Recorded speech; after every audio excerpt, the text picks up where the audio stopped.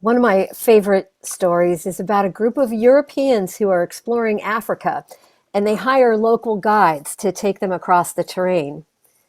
So after a few days, all the Europeans come out of their tents in the morning, and the guides that they've hired are hanging around the fire and very relaxed, not having packed up any of the gear to get going for more trekking. And the Europeans say to them, "Well, what's the holdup? Why aren't we, getting going? Let's go." And the Africans say, "We've gone a really long way in a short time. We're going to rest here a while and wait for our souls to catch up." When I heard this story, and it was actually in a UU worship service, I immediately recognized that it was a very important story for me. It's not just a story about cultural differences between white Europeans and the indigenous people of Africa. I recognized right away that it was a story that would allow me to kind of shift within myself and to stop hating myself for being different, weird, overly sensitive, too much in need of silence and solitude and contemplation. Because at that time, I was struggling with depression and feeling very limited by the way that everyone seemed to regard depression as a kind of brokenness, as a pathology. I know that depression is genetic. I know that my mom had it. I know that my grandmother had it. But I also knew that depression could be spiritual, a wound to the soul, a hurt in the soul. The story about the African guides gave me, in one light bulb moment, a new framework to understand my experience with depression, which wasn't at that time corresponding with clinical definitions. I didn't have the classic symptoms that you see on the commercials, but I had something that was causing me to feel exhausted and kind of dead inside, even as I retained a great love for my work, interest in the arts, intellectual curiosity, and emotional yearning for connection. In that moment and after that, when I had gone into depression, when I have gone into depression, I've first asked myself, okay, where have you been? Does your soul need to catch up, Vicky? I believe that the epidemic of depression and anxiety in our society, which is not shared throughout the world, but is actually unique to developed nations and especially prevalent in the United States, is attributable to brain chemistry and clinical causes, yes, but also to cultural norms that are violently anti-soul.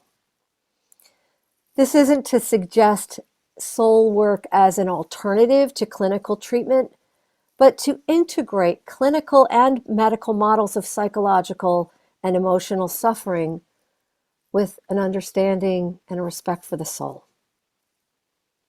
I can't define the soul for you. It is by nature undefinable, what Rudolf Otto called mystery and marvel. You could spend your life tracking concepts of the soul through thousands of fascinating anthropological studies, but I think it's best to acquaint yourself with your own soul, and beginning to do that by giving it a house, giving it somewhere to live within yourself, even if that house remains empty most of the time. Just by constructing and reserving a place within yourself to sit in a rocking chair with, or walk around, or cuddle up in bed with, or make a meal for your soul, you're honoring it. It's very, very old, older than time, and it doesn't speak clear English. It speaks more directly to your heart and to your gut, down in your bowels, much more so those places, your whole being, than it does, to the brain, to the intellect. What does your soul have to say to you? Has anybody asked you that question before? One of the saddest failures of traditional religion, I think, has been to focus on the salvation of individual souls after death. And I want to always say, well, what about the soul before death? What about our souls right now? We can go our entire lives rushing by the soul, ignoring it, ignoring that eternal repository of wisdom, that place of deep silence. I'm both a dog and a cat person, and I think the soul is more of a cat than a dog. It doesn't run to the door to greet you. When you come home to yourself and make a space to really breathe and really listen and to clear your mind of the everyday concerns for a moment, you might find the soul curled on a blanket on a spot in the sunlight, looking beautiful and dreaming its own dream. The soul does not bark. I think it purrs. In March of 2020, we all entered a devastating time. I had been traveling around, just loving my sabbatical studies and experiences. And then, as you remember, the doors around us started slamming shut. My siblings and I were only vaguely following this because our mom had had a very serious health crisis in mid-February, and then became really stabilized. She was improving. So we were in conversations about where she might go for rehab. We were talking about home health care and all of those details that many of you are familiar with. And literally, as I was researching airfare on Expedia, flights were being canceled, events were being canceled, things were being shut down. And I thought, oh my gosh, am I going to have to road trip down to South Carolina? And then you know what happened. Suddenly it was shelter in place, abject terror, the hospitals filling, people dying, fear of touching and breathing around anyone, disinfecting our groceries and our mail. And right as all of this was hitting, my mom died. We all went into isolation, either with our roommates and families or on our own. And I would describe this time for me as harrowing. I like that word because it kind of has a biblical ring to it. There's a story about the harrowing of hell that Jesus goes in and does. I was in so much emotional pain that my body actually hurt. I had mental fogginess. I was groping through the days. What did I preach? What did I accomplish? I really don't know. We had meetings online. We all coped. What I found for me was that the most excruciating aspect of this experience was the lack of the physical presence of my siblings and my extended family, including my stepdad. My mother's death was really hard, but for some reason it just felt extremely more hard than it would have been because of the deprivation of ritual and the gathering. And that made it just terrible. I know that the soul does not care about rational explanations or reassurances like, you can see everyone soon, this will not last forever. I knew that I was in shock. I knew that we were all in shock, all of us, all of you, our world, and that I was extra much so, and that if I tried to be productive and carry on like things were in any way normal, I would lose it. And so I told myself a joke that some of you may have a version of yourselves, which was to promise myself, okay, Vicky, you can have a nervous breakdown tomorrow if you really need to. I was stumbling through many of my days. I actually don't remember that much of it. I don't know how much you remember of that time. I think that telling our stories of that time and this entire experience of the pandemic is really crucial if we're going to let our souls catch up with us. That's why I'm beginning to talk about this with you now. We're not through it, we're not over it, but I see us as individuals and as a society kind of nudging toward this back to normal mentality, and that's a really big spiritual mistake. If we go sashaying on without saying, hey, wow, soul, what do you have to say? Where have I been? Where have we all really been? We're going to get into some very unconscious acting out. We've got to do soul care. All of us, all ages, all socioeconomic statuses, everybody. When Ralph Waldo Emerson preached to the graduating class of the Harvard Divinity School of 1838, he encouraged them, please share more of your personal selves through your preaching. He described it as your life passed through the fire of thought. And he spoke of the dying forms of the traditional church and said that the remedy to this, what he called deformity, was first soul, second soul, and evermore soul. The soul is the part of us. The soul is the part of us that's connected to the ancestors, to ancestral memory, and genetic studies have started to validate this through studies, through science. It's connected to the origins and to the ends of life, to creation. I believe that the soul is eternal, but that it is not individual. We are all actually individual expressions of the great soul, a primordial entity that has no form but can only be felt, intuited, and experienced. Well, spirituality, and because sometimes people say, what's the difference between the spirit and the soul? Spirituality has a kind of an upward orientation, transcending body and matter, but the soul takes us on a descent to the depth, to the cauldron of creation, to an innermost realm. The soul goes into the center of the matter and to the center of matter.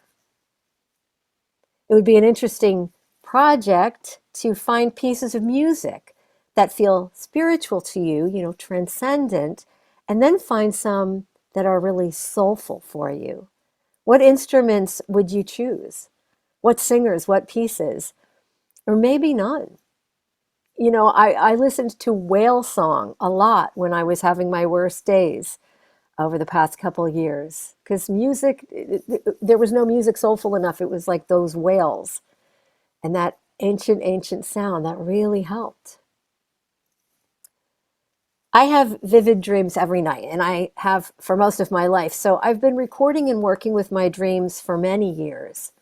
Dreams are from the soul realm. They tell a story, and they have a strong emotional impact that our rational minds often want to interpret, but dreams themselves kind of resist that treatment. And Carl Jung, who was the father of depth psychology, made the psychoanalytic study of dreams central to the treatment of psychological problems, which he thought involved soul care.